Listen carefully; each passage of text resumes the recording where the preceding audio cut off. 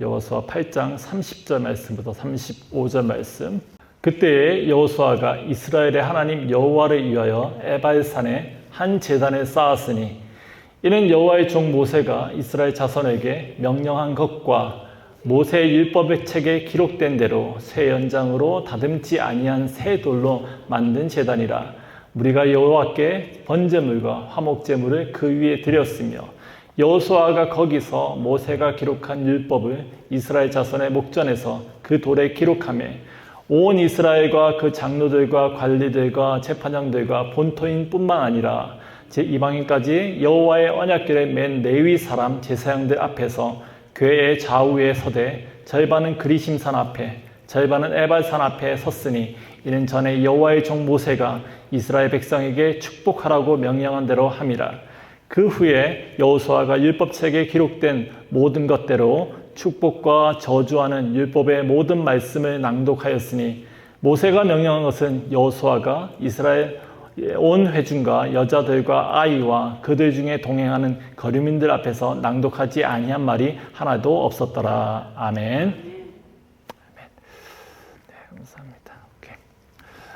여러분들은 컴퓨터나 핸드폰 이렇게 쓰시면서 업데이트를 어떻게 바로바로 하시는 편이십니까? 업데이트라는 게 그렇지 않습니까? 한번 시작하면 끝날 때까지 아무것도 할 수 없죠. 그래서 저도 잘 안 하는 편인데 며칠 전에 컴퓨터를 열어보니까 해야 할 업데이트가 너무 많이 쌓여 있는 거예요. 그래서 아무 생각 없이 하자 그리고 시작 버튼을 눌렀더니 얼마나 후회했는지 모릅니다. 밤새 돌릴 걸. 업데이트 끝날 때까지 한참을 기다려야 됐어요. 아무것도 못하고요. 네. 그렇게 힘들게 업데이트를 끝냈는데 이제는 더 이상 알람이 뜨지 않아야 되는데 또 그렇지 않죠. 방금 끝났는데 또 업데이트 하라고 알람이 뜨는 거예요. 컴퓨터만 그런가요? 전화기도 그렇고 심지어는 자동차도 업데이트하죠. 네.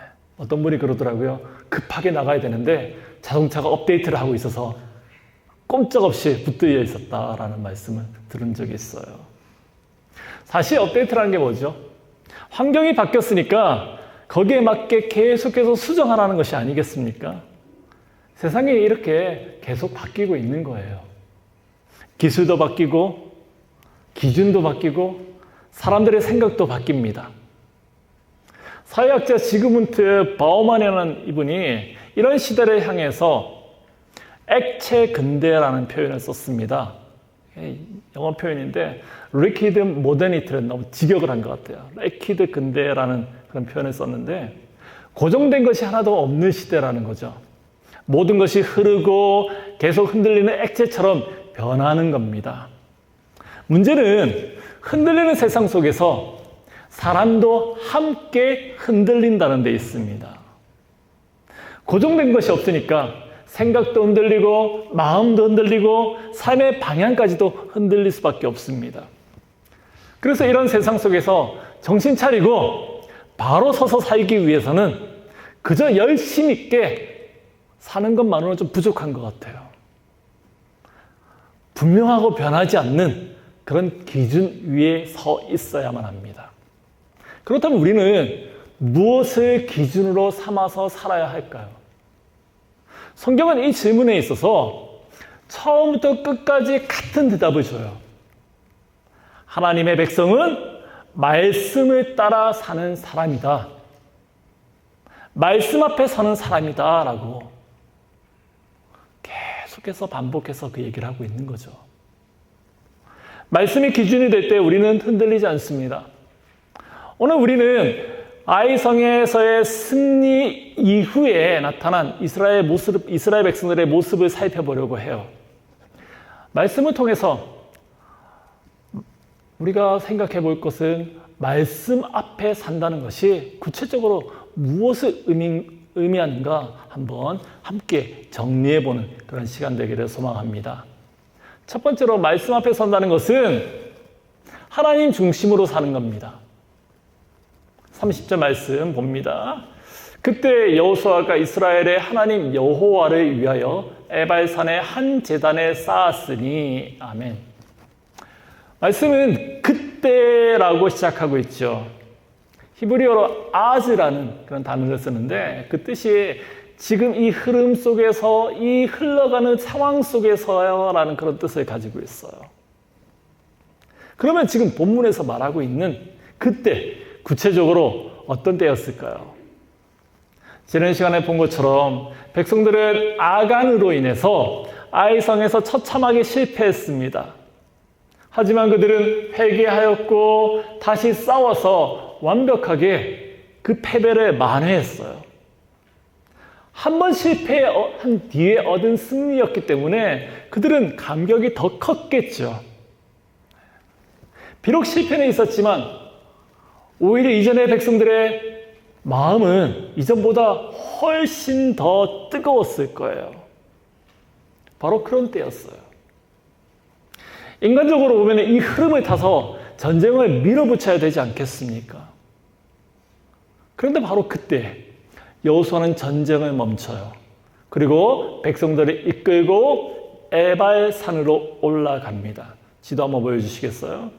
여기 처음 그 빨간색 화살표가 처음 시작되는 점이 여리고입니다. 거기서 조금 더 올라가는 한 10km 되는 그 지점이 아이성이에요. 거기서 북쪽으로 한참 올라가죠. 그것이 에발산입니다. 짧은 거리가 아니에요. 아이성에서 에발산까지 무려 30에서 40km 되는 그런 거리입니다. 왜 여호수아는 전쟁 중에 군사들을 이끌고 그 먼 길을 그렇게 갔을까요?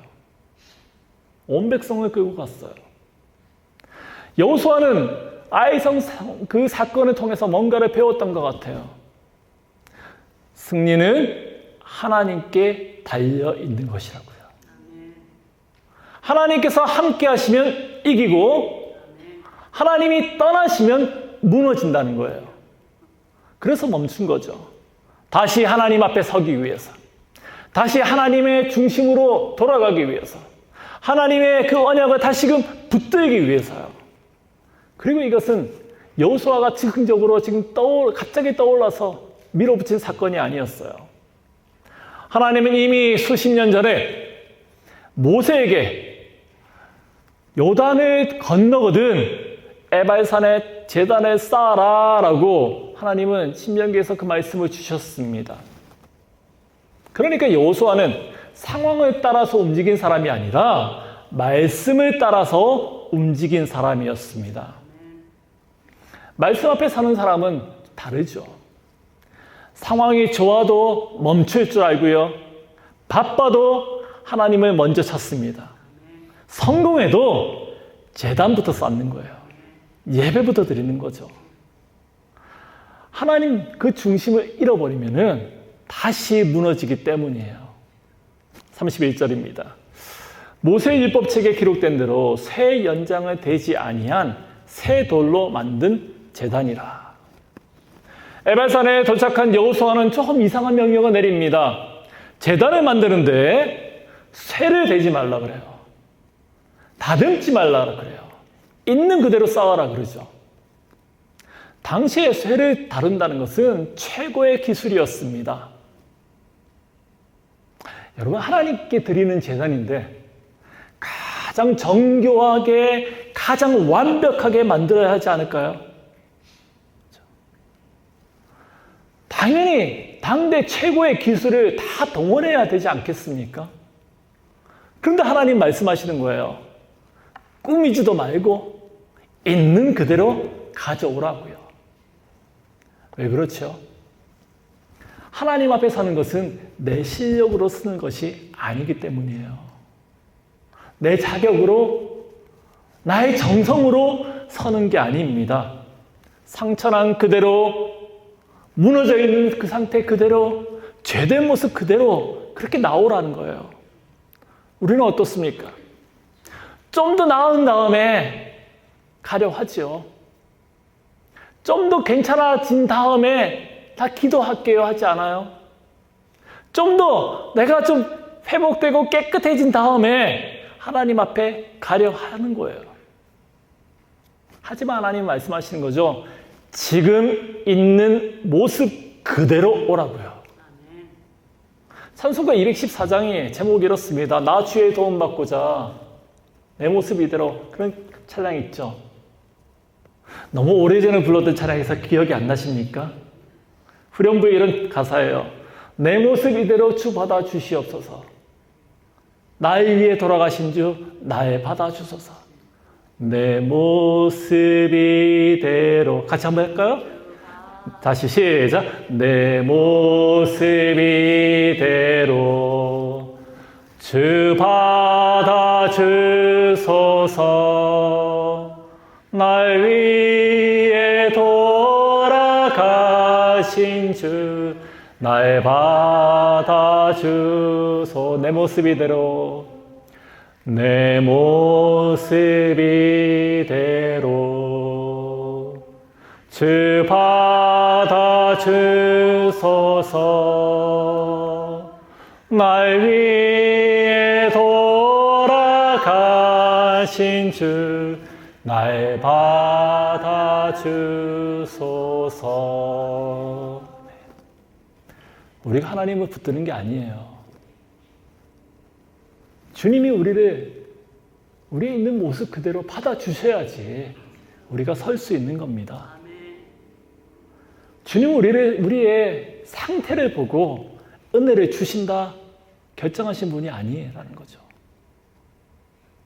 베풀어 주신 그 은혜 때문에 우리가 설 수 있는 거예요.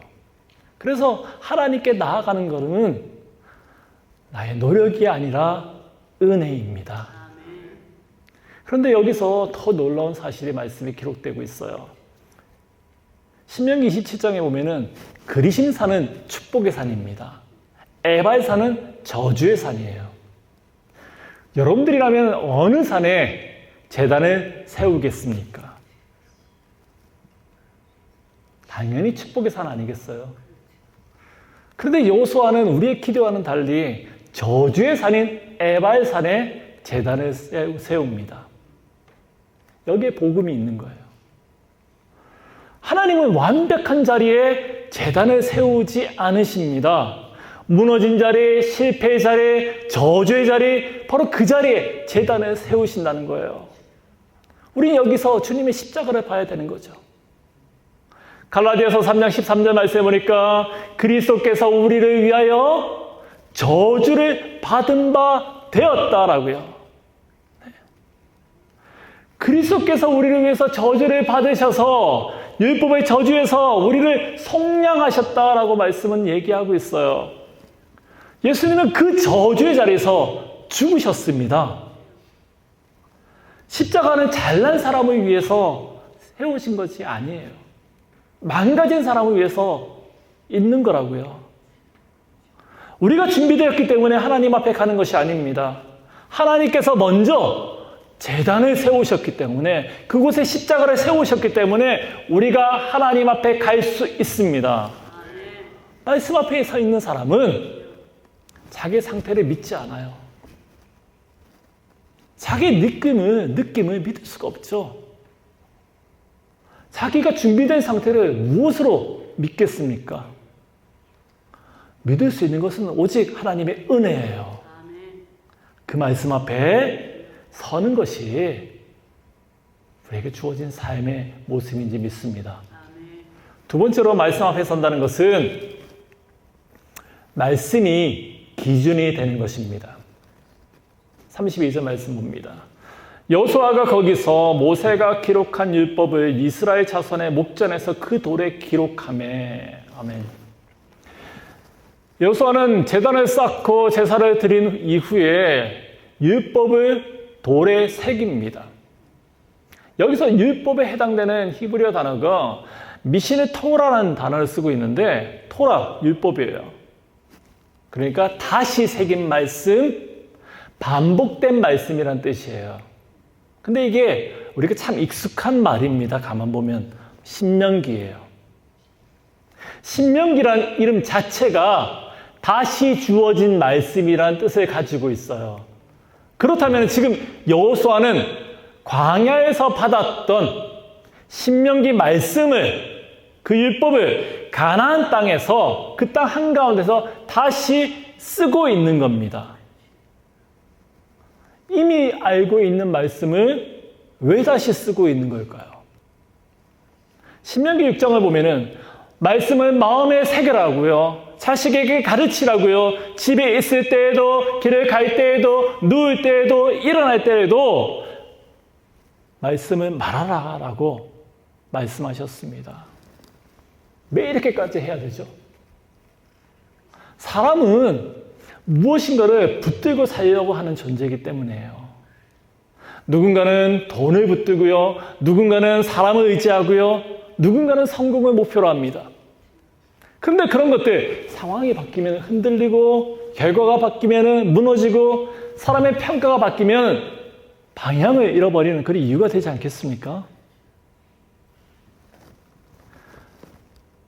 그래서 하나님께서 말씀하시는 거예요. 다시 새겨라고요. 반복하라고요. 항상 말씀을 기준으로 삼으라라고 말씀하시는 겁니다. 여호수아 2.8절 말씀, 이 율법책을 내 입에서 떠나지 말게 하며 주야로 묵상하며 그 안에 기록된 대로 다 지켜 행하라. 하나님께서 여호수아에게 주신 말씀입니다. 여호수아를 처음 세워졌을 때 그에게 어떤 능력, 지혜, 전략들을 가르치지 않았어요. 그 역시도 말씀의 경고에 서 있지 않으면 이겨도 무너질 수밖에 없고 가나안 땅에 들어간다 할지라도 길을 잃어버릴 수밖에 없기 때문이죠. 그 연약함을 너무나 잘 알고 계시는 우리 하나님께서는 그에게 이렇게 말씀을 주신 거예요. 그래서 여호수아는 말씀을 따라서 지워지지 않게, 잊지 않도록, 눈에 보이도록 돌에다가 그 말씀을 새겨 넣는 겁니다. 이거는 말씀이 우리의 기준이다고요. 말씀을 따라 살겠습니다 하고 하는 그런 선포와 같은 겁니다. 시편 119편 105절 말씀해 보니까 주의 말씀은 내 발의 등이요 내 길의 빛이니다 라고 시인은 노래하고 있지 않습니까? 시인은 등불이라는 표현을 쓰고 있어요. 이 등불은 겨우 앞에만 비춰줄 수 있는 작은 불빛입니다. 딱 발 한 발자국이에요. 그게 말씀이라는 거예요. 말씀을 따라 산다고 해서 인생 전체가 한꺼번에 다 보이잖아요. 그래도 보이는 게 있습니다. 등불이 비추는 한 걸음 앞이에요. 말씀을 따라 한 걸음을 내딛고 또 한 걸음을 내딛고 그렇게 한 걸음씩 나아가는 겁니다. 넘어지지 않고 길을 가는 방법은 멀리 보는 게 아니에요. 빛을 따라서 걷는 거죠. 그래도 넘어지는 사람이 있어요. 왜 넘어질까요? 등불이 작다고 해서 다른 빛을 보려고 하기 때문입니다. 세상의 기준, 사람의 기준, 내 생각, 그 길을 따라가는 순간에 길을 잃어버리는 거죠. 그래서 말씀 앞에 선다는 것은 작은 선택 하나에도 말씀을 기준으로 하는 겁니다. 느린 것 같아도 답답해 보여도 말씀에 비추어 보고 한 걸음 한 걸음 그렇게 나아가는 삶이 말씀 앞에 서는 삶입니다. 세 번째로 말씀 앞에 산다는 것은 말씀이 방향이 되는 거죠. 34절 읽습니다. 그 후에 여호수아가 율법책에 기록된 모든 것대로 축복과 저주하는 율법의 모든 말씀을 낭독하였으니. 아멘. 여호수아는 율법의 말씀을 바위에 새겨놓은 이후에 그리심산과 에발산 앞에 모여서 서 있는 백성 앞에서 율법에 기록된 말씀을 읽어요. 그런데 모든 말씀이라 그랬어요. 이 속에는 축복의 말씀, 저주에 대한 말씀도 들어있습니다. 솔직히 우리는 듣기 좋은 말만 듣고 싶지 않습니까? 축복의 말만 듣고 싶어요. 그런데 하나님은 한쪽만 말씀하지 않으세요. 왜 그렇죠? 그림 하나 보여드리겠습니다. 개조심 경고 표지판입니다. 이런 그림이 있더라고요. 그냥 개조심하면 될 텐데 왜 굳이 꼬리 치면 물어요. 또 그 밑에 또 하나 더 써있죠. 전과 있음. 좀 무시무시하죠. 겁을 주려는 것이 아니에요. 혹시나 가까이 왔다가 물릴까봐 사람을 보호하기 위함이 아니겠습니까? 저주까지 읽게 하신 이유가 바로 여기에 있어요. 저주가 목적이 아니라 축복으로 가는 길의 그 방향을 더 분명하게 보여주기 위함이라는 거예요. 잠언 3장 5절 말씀과 6절 말씀 보니까 너는 마음을 다하여 여호와를 신뢰하고 내 명철을 의지하지 말라. 너는 범사의 그를 인정하라. 그리하면 내 길을 지도하시리라. 아멘. 다시 읽어볼까요? 시작. 너는 마음을 다하여 여호와를 신뢰하고 내 명철을 의지하지 말라. 너는 범사의 그를 인정하라. 그리하면 내 길을 지도하시리라. 아멘. 말씀이 보여주는 방향은 내 생각보다 내 느낌보다 하나님을 신뢰하는 겁니다. 내 판단보다 하나님을 인정하는 길입니다. 아멘이십니까? 그런데 이게 생각보다 쉽지 않죠. 솔직히 어렵고 불편해요. 히브리서 4장 12절 말씀에는 하나님의 말씀은 살아있고 힘이 있어서 좋아요. 그런데 그 다음이 문제죠. 어떤 양날 칼보다 더 날카롭습니다. 그래서 사람 속을 꿰뚫어 혼과 영을 갈라내고 관절과 골수를 갈라놓기까지 하며 마음에 숨은 생각과 의도를 밝혀냅니다. 말씀이 결코 편하지 않아요. 때로는 아프고 부담되고 듣기 싫을 수도 있습니다. 그래도 그 말씀에 내 삶을 맡겨야 된다는 거예요. 그래야 길이 보이는 거예요. 요즘은 정보도 많고 선택지도 참 많이 있습니다. 그러나 오히려 더 헷갈릴 수밖에 없어요. 하지만 하나님의 백성의 길은 정해져 있습니다. 말씀의 길이에요. 여호수아는 말씀을 읽었고 백성은 그 말씀 앞에 섰습니다. 우리도 마찬가지입니다. 하나님의 말씀을 읽고 두려워하고 그 말씀대로 살겠다라고 결단할 때 하나님께서 우리의 길을 인도하여 주십니다. 마지막으로 말씀 앞에 산다는 것은 공동체가 함께 서는 거예요. 35절 말씀. 모세가 명령한 것은 여호수아가 이스라엘 온 회중과 여자들과 아이와 그들 중에 동행하는 거류민들 앞에서 낭독하지 아니한 말이 하나도 없었더라. 아멘. 여호수아가 말씀을 읽을 때 누가 들었습니까? 온 회중들이에요. 남자 어른들, 그리고 여자, 아이, 거류민 모두가 들었습니다. 모든 사람이 말씀 앞에 섰습니다. 고대 근동에서 언약을 세울 때는 보통 남자 어른들이, 지도자들이 섰어요.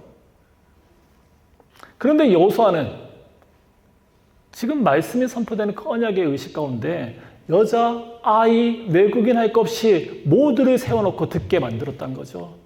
왜 그럴까요? 왜 그랬을까요? 말씀 앞에 서는 것은 몇 사람의 일이 아니라 공동체 전체의 일이기 때문입니다. 외국인도 말씀을 듣는 자리에서 제외되지 않았습니다. 이게 무엇을 보여주는 것일까요? 하나님 공동체 기준은 혈통이 아니라는 거죠. 경력도 출신도 경험도 아니라는 겁니다. 오직 말씀이에요. 말씀 앞에 서면은 모두가 하나의 공동체입니다. 그래서 우리는 질문해야 돼요.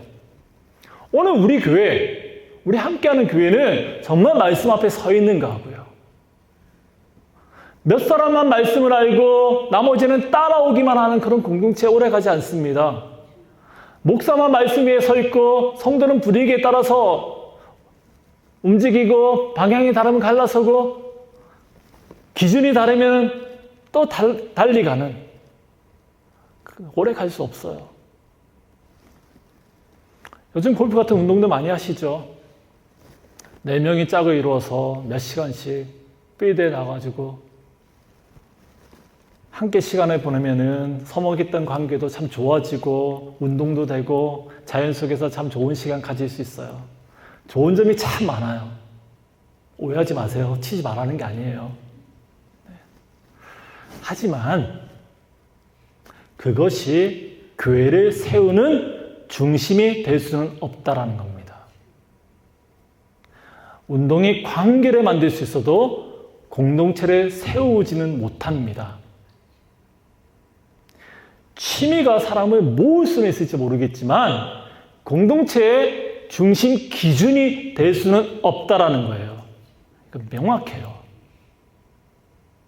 교회를 강하게 만드는 것은 함께 말씀 앞에 서 있는 그 시간이에요. 함께 말씀을 읽고 말씀을 듣고 함께 말씀을 배우고 함께 말씀대로 살려고 하려는 그 애씀 가운데 세워지는 거라는 거예요. 여호수아는 전쟁 중에도 온 백성을 말씀 앞에 세웠습니다. 이것이 하나님 나라의 원리입니다. 우리 함께하는 교회가 정말 말씀 앞에 서는 건강한 그런 공동체 되기를 소망합니다. 말씀을 정리하겠습니다. 사랑하는 성도 여러분, 우리의 전쟁은 계속됩니다. 인생은 쉽지 않아요. 문제가 오죠. 유혹이 있습니다. 흔들리는 순간이 분명히 있습니다. 우리가 사는 이 시대에 모든 것이 흘러가요. 모든 것이 바뀌는 시대죠. 너무나 빨리요. 그래서 무엇 위에 서 있느냐가 참 중요해요. 여러분들의 그 기준, 무엇을 기준으로 삼고 살아가시겠습니까? 무엇을 따라서 끝까지 나아가시겠습니까? 오늘 말씀은 너무나도 분명하게, 명확하게 얘기해요. 하나님의 백성은 분위기를 쫓아가는 사람이 아니라고요. 상황을 따라가는 사람도 아니라고요. 사람 따라가는 사람들도 아니라고요. 말씀 앞에 서는 사람입니다. 말씀을 기준으로 사는 사람입니다. 말씀의 그 방향을 따라가는 사람들입니다. 말씀 앞에 서십시오. 말씀을 신뢰하십시오. 말씀을 따라 걸어가십시오. 오늘 말씀이 비추는 대로 딱 그만큼만 가세요. 많은 거 요구하지 않죠. 말씀이 비추는 대로 해요. 그렇죠?